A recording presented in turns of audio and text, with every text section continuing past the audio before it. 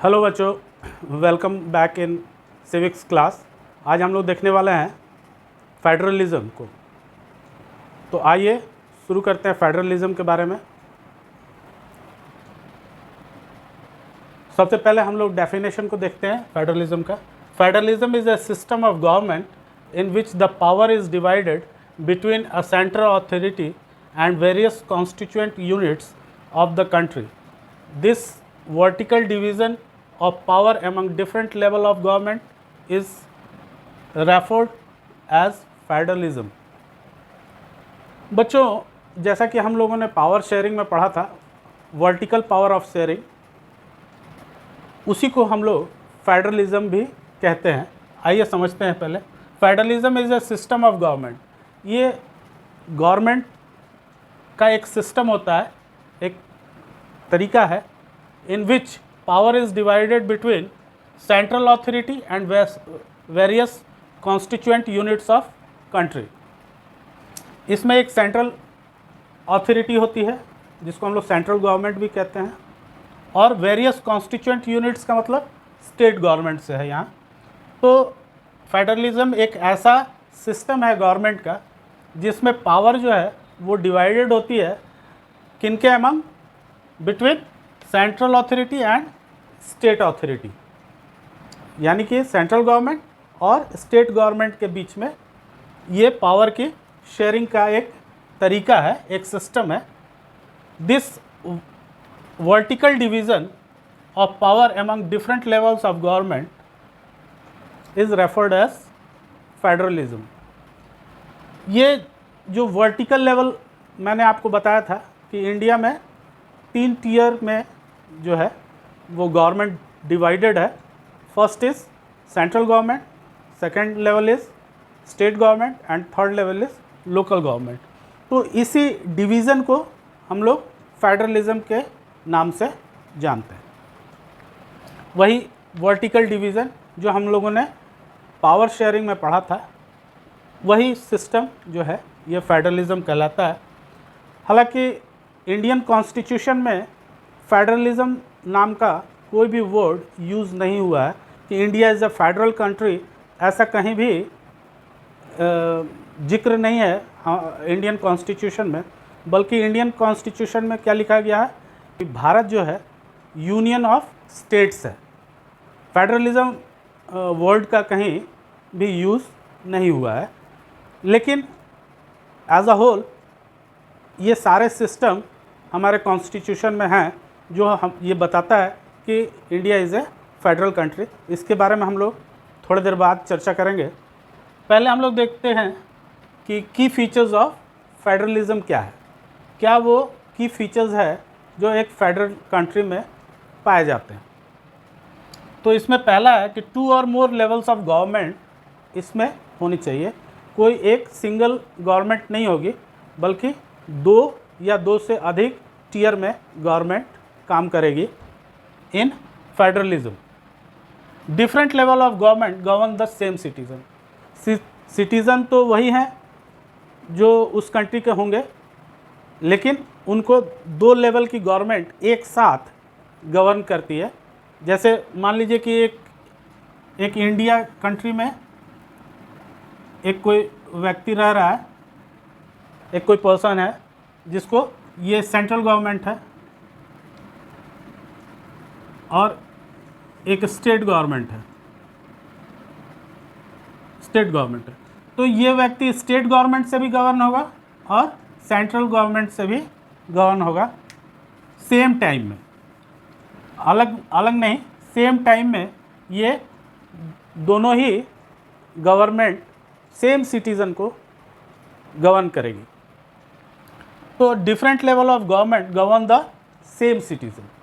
Citizen तो वही होंगे जो उस कंट्री में रहते हैं, लेकिन गवर्नमेंट 2 काम कर रही है, तो सेंट्रल गवर्नमेंट भी उसको गवर्न करेगी और स्टेट गवर्नमेंट भी गवर्न करेगी। अगर कोई लोकल गवर्नमेंट है जैसे इंडिया में है, तो लोकल गवर्नमेंट भी उसको गवर्न करेगी, यानी 3 गवर्नमेंट्स सेम सिटीज़न को गवर्न करेगी। Third point is existence and authority of each level of government is constitutionally governed। Existence, ये जो टीयर्स बनाए गए हैं ये कॉन्स्टिट्यूशन के द्वारा बनाए गए हैं। ये अपने आप से नहीं बने हैं, बल्कि ये कॉन्स्टिट्यूशन में इनको कैसे वर्क करना है ये सारा कुछ उसमें लिखा हुआ है इन आवर कॉन्स्टिट्यूशन। तो इनका एग्जिस्टेंस हमारे कॉन्स्टिट्यूशन में है और इनको कैसे वर्क करना है और किन चीज़ों पे रूल्स बनाने हैं या कोई भी वर्क करना है तो कैसे करना है, इन सारी बातों का जिक्र यानी उसको तमाम ऑथोरिटीज़ कहाँ से मिली हुई हैं, हम कॉन्स्टिट्यूशनली गवर्नड है ये, यानी हमारे कॉन्स्टिट्यूशन इन सारे टीयर्स ऑफ गवर्नमेंट कैसे वर्क करेगी ये सारे प्रावधान हमारे कॉन्स्टिट्यूशन में दिए गए हैं। Fourth point is the fundamental provision of constitution. Constitution में लिखे जो आर्टिकल्स हैं वो उसके फंडामेंटल प्रोविज़न्स हैं। तो जो fundamental provisions of our constitution है that cannot be unilaterally change, उनको कोई एक गवर्नमेंट, चाहे वो स्टेट गवर्नमेंट हो, चाहे वो सेंट्रल गवर्नमेंट हो, चाहे वो कोई लोकल गवर्नमेंट हो, कोई भी चेंज नहीं कर सकती है। अगर इसका मतलब ये नहीं है कि हमारे कॉन्स्टिट्यूशन में अमेंडमेंट का कोई प्रावधान नहीं दिया गया है। हमारे कॉन्स्टिट्यूशन में, इंडियन कॉन्स्टिट्यूशन में ये सारे प्रावधान हैं कि कोई भी आर्टिकल को अमेंड किया जा सकता है, या तो उसमें कुछ बातें जोड़ी जा सकती हैं या कुछ बातों को उसमें से निकाला जा सकता है, या फिर पूरी तरह से उसको एबॉलिश करके कोई नया रूल वहाँ पे आर्टिकल डाला जा सकता है। तो ये हो सकता है, बट इसके लिए क्या है, such change requires the consent of both the government with 2/3 of majority. इसके लिए ये ज़रूरी होता है कि दोनों गवर्नमेंट जो है, चाहे वो सेंट्रल की हो या फिर वो स्टेट गवर्नमेंट हो, दोनों की कॉन्सेंट मतलब सहमति, कॉन्सेंट ज़रूरी है गवर्नमेंट के लिए, तभी वो कोई अमेंडमेंट ला सकती है कॉन्स्टिट्यूशन के फंडामेंटल प्रोविज़न्स में। अगर फंडामेंटल प्रोविज़न्स में गवर्नमेंट को कोई भी चेंज लाना है तो उसको सेंटर से भी, यानी सेंट्रल गवर्नमेंट से भी और स्टेट गवर्नमेंट से भी उसको 2/3 मेजॉरिटी में पास करवाना ज़रूरी है। अगर वो 2/3 मेजॉरिटी में पास नहीं होगा तब तक वो अमेंडमेंट हो नहीं सकता है कॉन्स्टिट्यूशन में।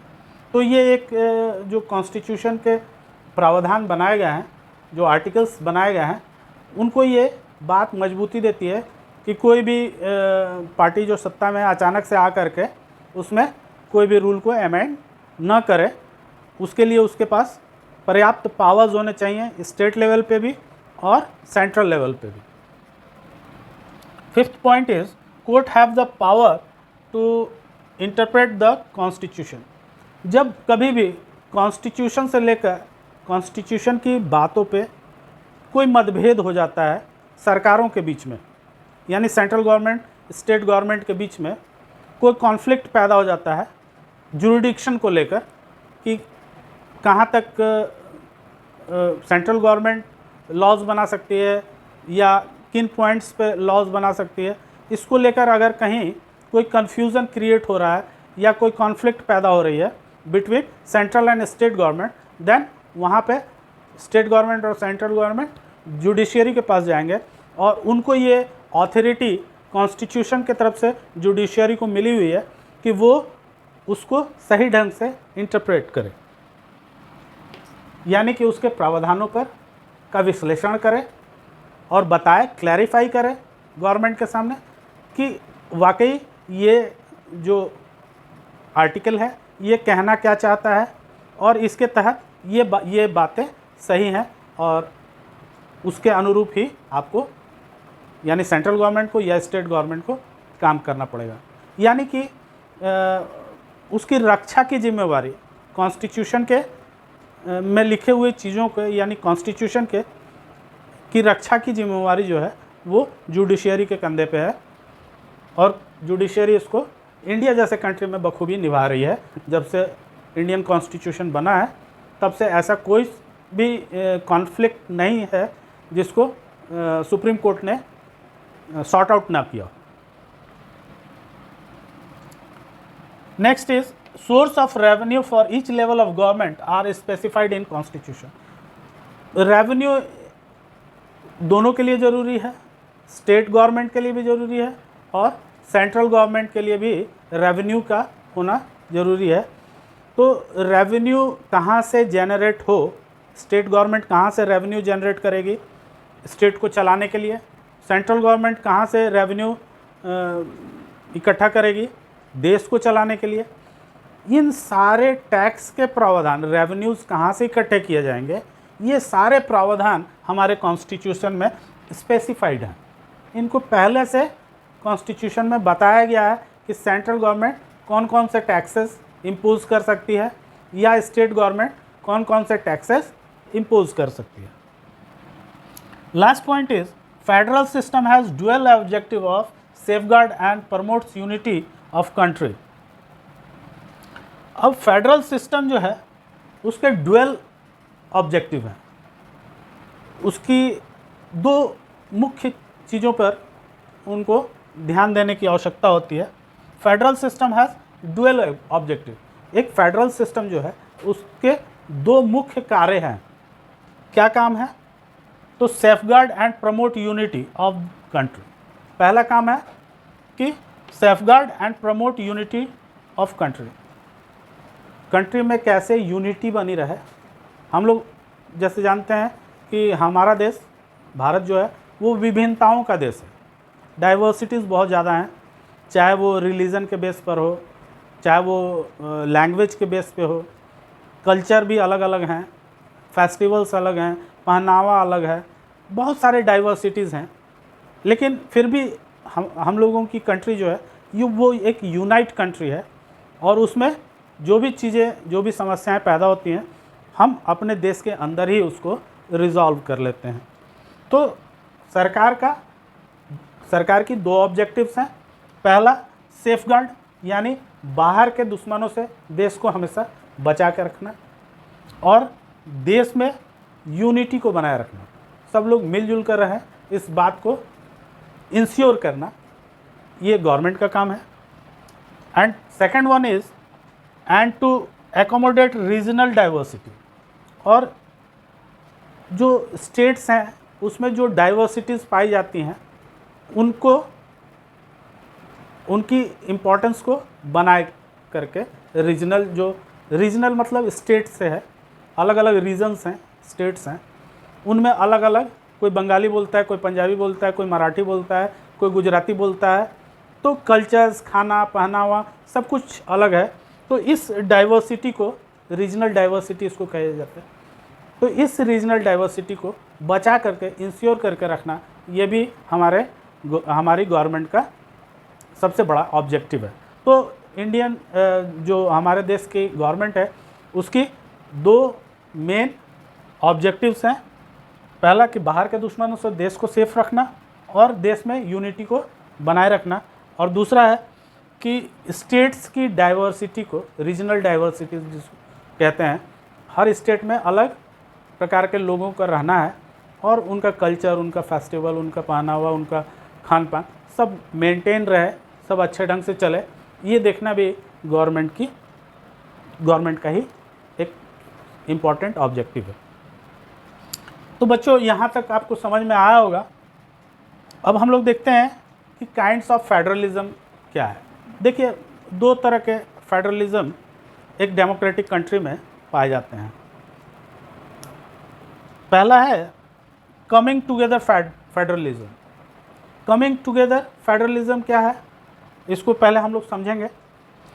Independent states join together on their own to form a large unit is known as coming together federalism. जब छोटे छोटे स्टेट्स मिल करके आते हैं और यूनाइट हो जाते हैं और एक कंट्री का निर्माण करते हैं, एक कंट्री को डेवलप करते हैं, तो उसको हम लोग कमिंग टुगेदर फेडरलिज्म कहते हैं। यहाँ पर जैसे मान लीजिए कि छोटे छोटे कई स्टेट्स हैं, है ना, ऐसे छोटे छोटे कई स्टेट्स हैं, ये सब क्या करते हैं, इकट्ठे हो जाते हैं और कहते हैं कि हम लोग एक कंट्री का निर्माण करेंगे। तो यहाँ स्टेट्स आकर जुड़ते हैं एक दूसरे में और एक कंट्री का निर्माण करते हैं। तो इंडिपेंडेंट स्टेट्स, सभी स्टेट्स इंडिपेंडेंट हैं, कोई एक दूसरे पर निर्भर नहीं है। Independent states join together to their own to form a large unit is known as coming together federalism.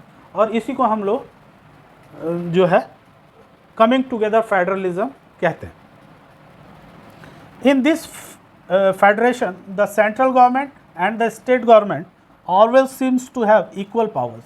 इसमें स्टेट गवर्नमेंट और सेंट्रल गवर्नमेंट दोनों को इक्वल पावर होते हैं, सेम पावर में अंतर नहीं है, क्योंकि यहाँ स्टेट खुद आकर कंट्री का निर्माण कर रहे हैं, सारे स्टेट्स आकर एक कंट्री का निर्माण कर रहे हैं। तो जितना एक सेंट्रल गवर्नमेंट का पावर होगा उतना ही सारे स्टेट्स का भी पावर होता है।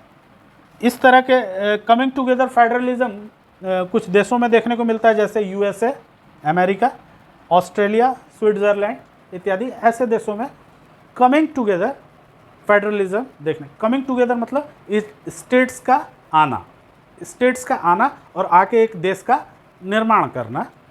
और इसमें दूसरा जो है वो ये है कि उसमें उस फेडरेशन में जितना सेंट्रल गवर्नमेंट का पावर होगा उतना ही पावर स्टेट गवर्नमेंट को दिया जाता है।